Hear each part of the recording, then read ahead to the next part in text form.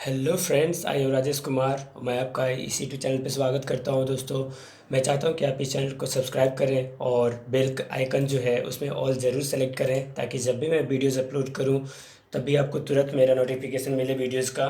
और दोस्तों, आप इन वीडियोस का अच्छा खासा बेनिफिट उठा सके दोस्तों। तो मैं चाहता हूँ कि इसे शेयर भी करें और अपने दोस्तों के पास और उनसे सब्सक्राइब भी करवाएँ और इस चैनल को आगे बढ़ाने में सपोर्ट करें।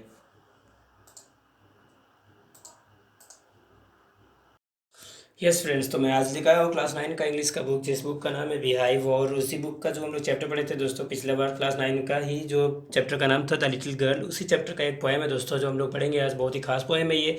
रेन ऑन द रूफ, यानी कि छत के ऊपर बारिश का बूंदे, है ना दोस्तों। तो ये बहुत ही खास पोएम है दोस्तों। इस पोएम को हम लोग आज समझेंगे बहुत ही बारीकी से। बहुत ही खास का पोएम है ये। इस पोएम में क्या है कि दोस्तों, कवि जो है वो अपनी पुरानी यादों को दिखाते हैं। कब जब बारिश होती है तब वो हमें हमें हम लोगों के बीच में वो अपनी यादों को दिखाते हैं कि किसको याद करते हैं वो कवि बहुत ज़्यादा।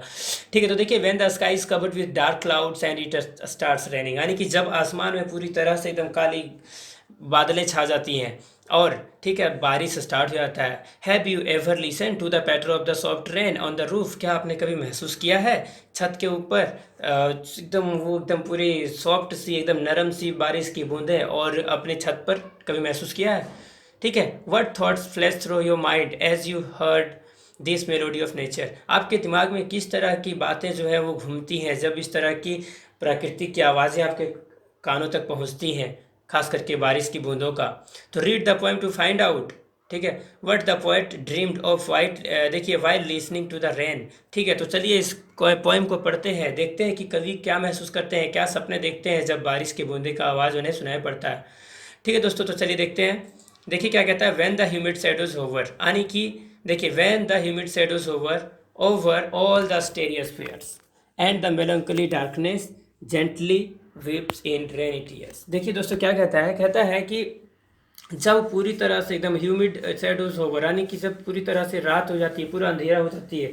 ठीक है, अंधेरा हो जाने के बाद क्या होता है कि देखिए क्या कहता है, होवर, होवर का मतलब छा जाना या मंडराना। ठीक है, ओवर ऑल द स्टेरियस्फियर्स, मतलब कि पूरा तरह से देखिए एकदम तारों का जो जगत है, स्टेरियस्फेयर्स का मतलब तारों का जगत में, ठीक है, पूरा तरह से जो तारों से भरी हुई आसमान है। ठीक है, जो आसमान है उस आसमान में क्या है दोस्तों कि मेलंकली डार्कनेस, वहाँ पे पूरी तरह से एकदम अंधेरी है, घनघोर अंधेरी, जो कि उदासियों से भरा हुआ है। और कवि जो है इस तरह के सिचुएशन में जब बारिश होती है, ठीक है, पूरा आसमान में एकदम पूरा अंधेरा है, घनघोर अंधेरा है और पूरा तरह से एकदम तारों का जो जगत है वो पूरा तरह से एकदम उदासीपूर्ण से भरा हुआ है और बारिश का मौसम होना स्टार्ट हो जाता है।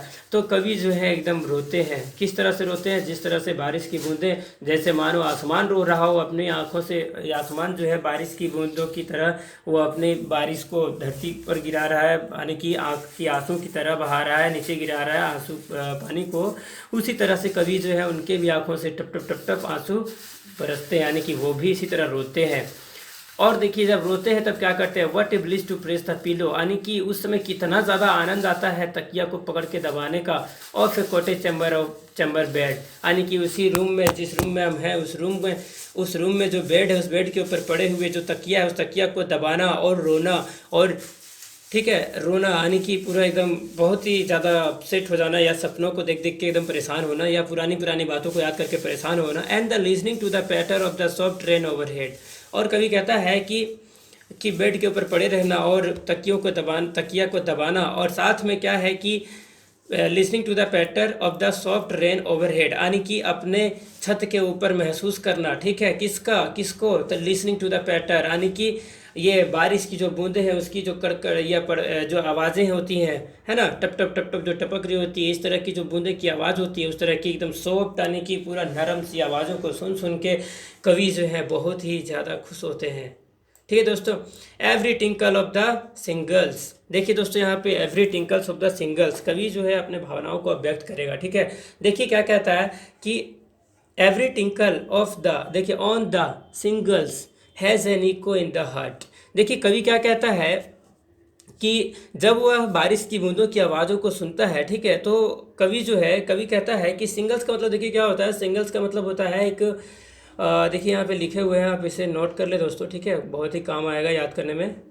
देखिए सिंगल्स का मतलब सितारा मछली। ठीक है, कहने का मतलब है कि जो सितारा मछली है उसके ऊपर जब भी, और टिंकल का मतलब देखिए क्या होता है, खनखनाना, उसके ऊपर वो खनखनाता है बहुत ज़्यादा जब उसके ऊपर बारिश की बूंदें पड़ती है। ओवरऑल द स्टेरियस, यहाँ पे देखिए sorry, has an echo in the heart.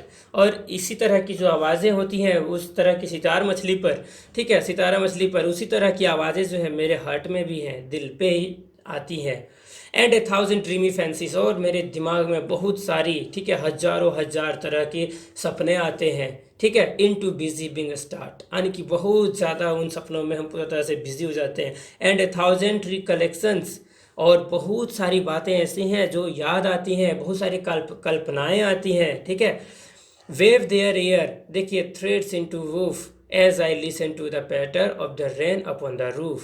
देखिए दोस्तों, वह कहता है, कवि कहता है कि वह पूरी तरह से अपने अतीत का बहुत सारी यादों को याद करना शुरू कर देते हैं, ठीक है, जो अपने अपने ही रूप में, ठीक है, अपने दिमाग में पूरा तरह से वो एकदम जितनी तरह की उनके उनके पास पुरानी पुरानी यादें हैं, वो सारी यादें एकदम एक थ्रेड की तरह, एयर थ्रेड एकदम पूरा उनका दिमाग में एकदम घूमना शुरू हो जाता है, ठीक है।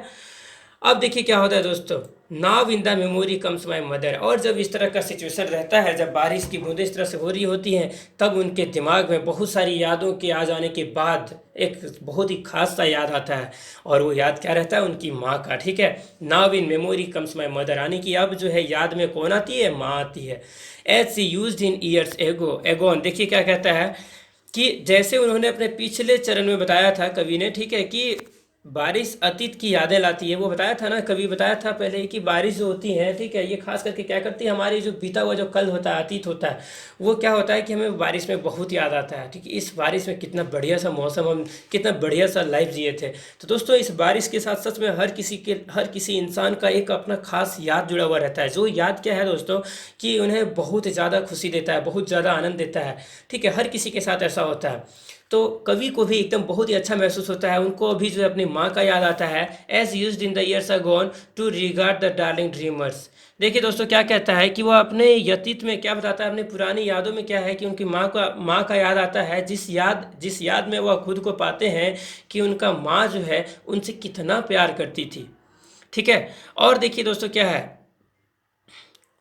उनको ऐसा महसूस होता है कि देखिए देखिए कहता है, ere she left them till the dawn. देखिए दोस्तों, कहता है कभी कि माँ जो है वो तो अब जीवित नहीं है, यहाँ से छोड़ के जा चुकी है मुझे, लेकिन अभी भी वो मेरे साथ है। Oh I feel her fond look on me, मुझे अभी भी महसूस होता है उसकी जो यादें हैं, या उनके उनके साथ मैंने जो जीवन जिया है, उस जीवन की हर बातें मुझे बहुत ही अच्छी तरह से महसूस हो रहा है। As I listen to this refrain, मैं बहुत दूर हूँ इन सभी चीज़ों से अभी, ठीक है, यानी कभी कहता है कि मैं अभी जो हूँ अपनी माँ से बहुत दूर हूँ, लेकिन क्या है कि जितनी सारी मेरी यादें, उन सारे लिस्ट में से ये मेरी माँ का जो याद है, इससे मैं बहुत दूर हो गया हूँ। लेकिन क्या है, माँ से मैं बहुत दूर हो गया हूँ, लेकिन क्या है कि अभी भी माँ को मैं अपने सामने में महसूस करता हूँ। Which is played upon the shingles by the patter of the rain. यानी कि दोस्तों क्या कहता है कि जब भी इस तरह का ध्वनि को, यानी कि जब भी वो सितार मछली के ऊपर इस तरह की ध्वनि की आवाज़ों को सुनता है, और ख़ास करके सितार मछली कहने का मतलब है वही उसका छत के ऊपर जो आवाज़ें आती है, बारिश की बूंदें, ठीक है, इस तरह की जो बारिश की बूंदें जो उसके छत पर आती है, इन बारिश की बूंदों की आवाज़ों को सुन करके कवि जो है वो अपनी माँ को ही याद करते हैं। तो बस इतना ही है इस पोएम में दोस्तों। इस पोएम को लिखने वाले व्यक्ति का नाम है कोटस किन्नी, ठीक है। ये जो व्यक्ति हैं बहुत ही खास सा पोएम लिखते हैं। ये हमेशा जब भी इनका पोएम आता है तो मतलब बहुत ही इनका पोएम जो है बहुत अच्छा पोएम इन्होंने लिखा है, और इनके द्वारा लिखा हुआ पोएम को पढ़ने का बहुत ही ज़्यादा ही खास करके नेचुरल चीज़ों पर ही डिपेंड है, और ये बहुत अच्छा पोएम लिखते हैं। तो इसी तरह के पोएम जो है ये लिखते हैं दोस्तों। तो आज का जो है बस ये हमारा वीडियो ख़त्म होता है। मैं चाहता हूँ कि इस चैनल को आप सब्सक्राइब करें, और वीडियो अगर पसंद आए दोस्तों तो इन्हें ज़रूर लाइक करें। तो आज का वीडियो में बस इतना ही दोस्तों, फिर नेक्स्ट वीडियो में मिलेंगे हम लोग।